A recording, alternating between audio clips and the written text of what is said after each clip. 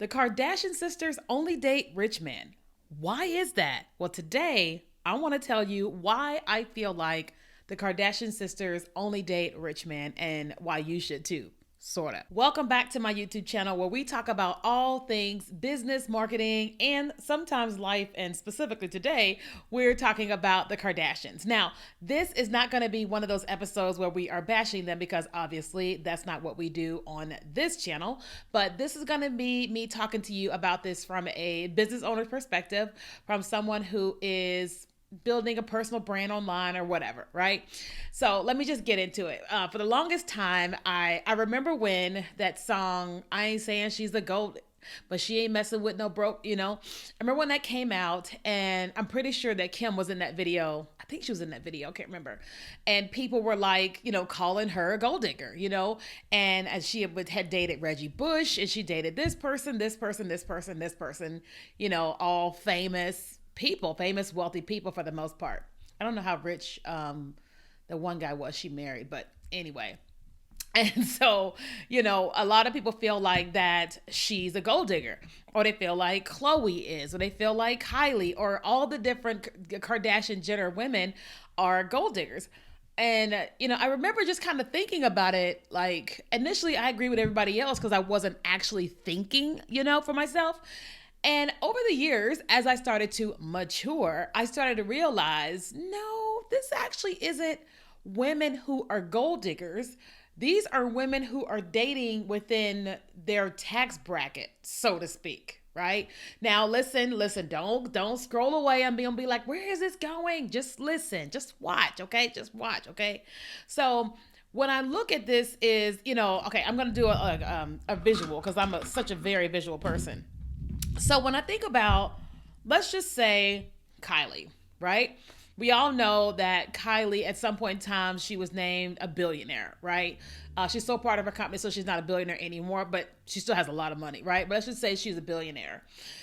And so if Kylie is a billionaire, then Kylie has like a certain type of lifestyle that she lives, right? Her house, her car, probably maids, probably cooks, all these different things. She has the products that she uses, all this stuff that goes along with someone who has a substantial amount of money. Because one of the things that I've learned is that the things that what would I say? When I was making $20,000 a year, I purchased food, items, skincare or whatever based upon me at $20,000, right?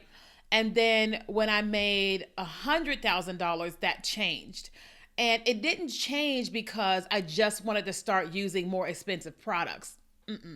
It changed because I started to learn different things, that if I added certain things to my skin, it would actually help acne or this or this or this or this. And these are things I never would have purchased or have been able to afford to purchase when I was at $20,000, right? Not to mention, I didn't know much about organic vegetables. I just thought it was them charging you more money for vegetables. But I started to realize that like there's pesticides and all this stuff on the vegetables. And so that's why it costs a little bit more. And I didn't really get into that. I mean, I know it sounds kind of crazy, but I didn't really get into that until I left the lower tax bracket and wasn't necessarily like trying to eat whatever was available to me. I was trying to eat better, more quality, started asking more questions and learning different things. Not to mention the vitamins that I used to take. I used to take whatever vitamins I got from Walmart. Nothing wrong with Walmart.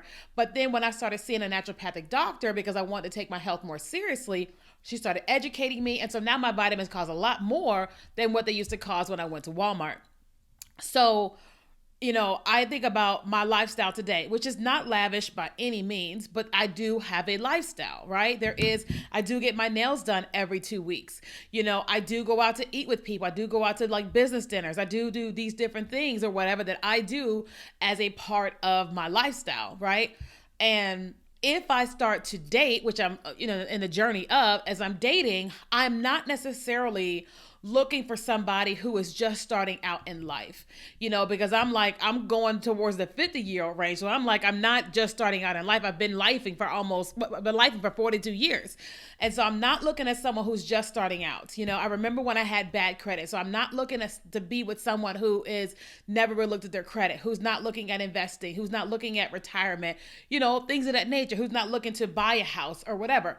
And so the me that was dating when I was 25 and the me that I'm dating when I'm 42, these are totally different people. Like, I'm the same person, but the way that I look at things and the way that I choose and date and all that type of stuff is different, right? The people that because I love having like people refer me to guys that they think I should date. And I don't ask people who are not doing well for themselves in life to recommend a man to me. Listen, when I say that, I don't mean that they're not rich. I'm not rich, right? I mean that if I have a friend who is struggling financially, that is my friend. I love and I support my friend and do whatever I can to help my friend. Point blank, period, right? But, if my friend says, I got this guy at my job, he's a nice guy, right? Listen, I don't have a friend like this. So some of y'all kind of be like, I can't believe she's saying this. I'm just giving a hypothetical situation. Okay. So if my friend, like, let's say she works at Wendy's. There was nothing wrong with working at Wendy's. I got to say all this because people try to cancel folks. You know what I'm saying? But if my friend works at Wendy's, right? And my friend she's a cashier at Wendy's. And she's, I got this guy at my job. He's nice, whatever. There is a high chance that I'm not going to want to date him. I'll still meet him because I'm not like that. I will still meet him or whatever. But the likelihood of me getting into a relationship with that person, there's a lot of different factors. It's not all about his money by any means, right? But there is lots of layers that goes along with that, because if this man is 40 years old and he's working as a cashier at Wendy's, right? Then I'm like, well, what has been going on with his life? Why is he not, what is happening in his life? And so what can happen, and I'm going to bring this back to Kardashian sisters, what could happen is that here's the lifestyle that I'm living, and then if I start dating this guy who works at Wendy's, then, it's going to be challenges. There's going to be lots of challenges, especially if we're talking about going out to eat and doing this and doing that. There's going to be a limit on what he is able to do, right? I'm not expecting that a man's going to pay all my stuff by no means, but I'm not expecting that I'm going to pay for everything.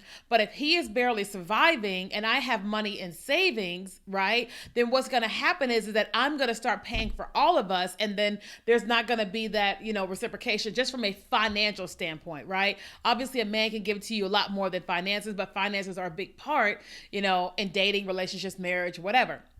So when people started saying the Kardashian sisters, are gold diggers and they only date rich men, I was like, well, it makes sense to me, because if Kylie is a billionaire, she's probably not trying to find a billionaire, because it's like probably not necessary, but she does want somebody that has millions of dollars, that has their own, can hold their own, that's not intimidated by her, that doesn't see her money and goes, oh, I'll never be that. You know what I mean? That doesn't like freak out when they get on a private jet or whatever. Me, if I got on a private jet today, I would be looking at everything. Are there free samples? What is here? I'd be looking at all the things. I've never been on a private jet before, you know what I'm saying? Or been in a mansion. I would be like, I probably wouldn't say a whole lot, but I would be like having these, internal experiences, you know what I mean? And so my point in saying all that is that, a lot of times we go like, well, they're only dating this. Well, it's because it makes sense.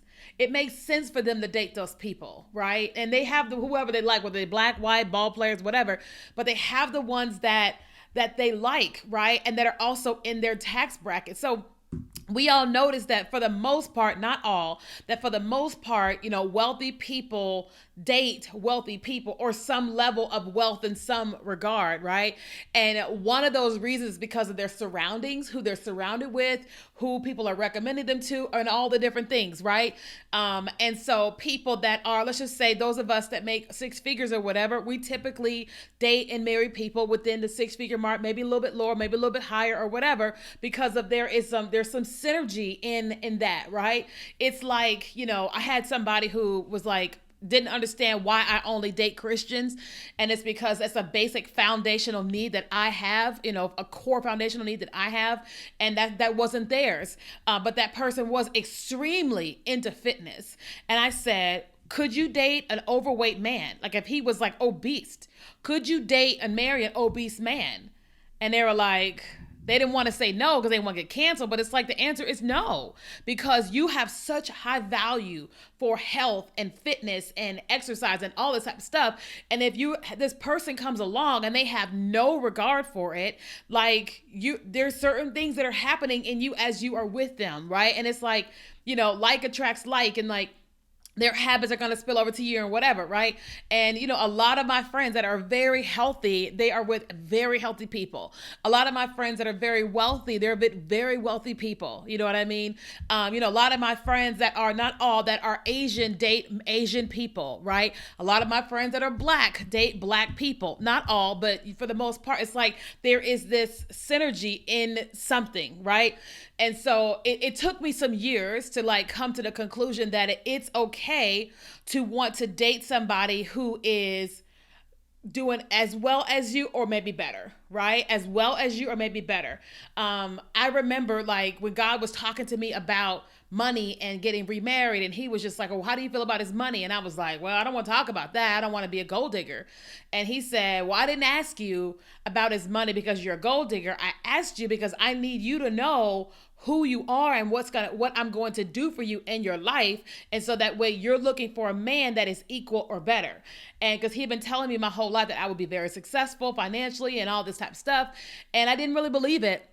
And so it was hard for me to even try to think that I could date somebody at whatever level he said I was going to, But once he kept talking to me about it, and I'm a Jesus girl, I was like, okay, if God says that I am going to be here and this is what I'm working towards anyway with my business, it makes sense that as I'm praying for my spouse, that I'm praying for someone who can match me here, right? And it took many years for me to even think that I was worthy of somebody of that financial stature or whatever, right? You know what I mean? Took a long time, but because of that, when I am talking to people, when I'm going on dates and people are recommending me to their friends, they're asking me, well, what am I looking for? And I'm like, there's all these different qualities that I ask for. And then I say someone who is financially successful. I don't say somebody who's rich. I don't say somebody who's a billionaire, who's a millionaire. I say someone who is financially successful, right? And whatever that means to the person. So that way they recommend who they recommend, right? So I don't say someone who's building from the ground up, someone who's just starting over, because I don't want to start over.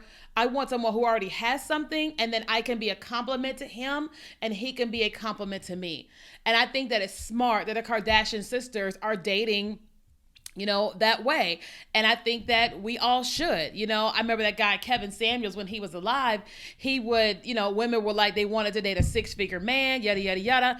And he would like judge them based off of how they looked, their body type, how tall they were, how much they weigh, and all that type of stuff. But I think some of the women were wanting a 6-figure man, but were not making a lot of money themselves because they wanted somebody who had 6 figures. And I don't think there's anything wrong with wanting someone who makes 6, 7 figures or whatever. But I do think that it's really important to go, okay, here's what I want. Well, what am I bringing to the table?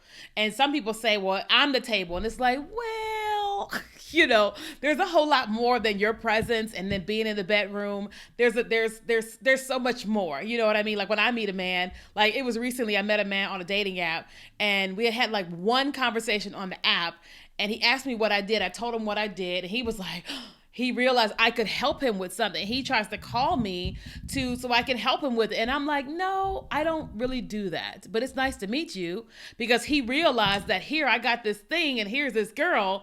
And I'm like, no, we just met on the app. I'm not going to start doing some free business consulting for you just because you swiped right on me. You know what I'm saying? But, he had met his match. But let's just say I was dating him. Well, I had something to offer him. And listening to what he was saying about himself and all that, he had something to offer, and then I had something to offer, which is why he wanted to call me to be able to do that synergizing thing. But I wanted somebody who was into me and not what I could bring to them when I literally just started talking to you like 15 minutes ago. You know what I mean? On the app or whatever. So this is why I think that the Kardashian sisters date rich men. And if you are successful in whatever your right is, it is your right to date successful people as well. And so I want to know, what are your thoughts? Tell me in the comments, what are your thoughts about the Kardashian sisters dating, or you or your friends dating according to your tax bracket or whatever.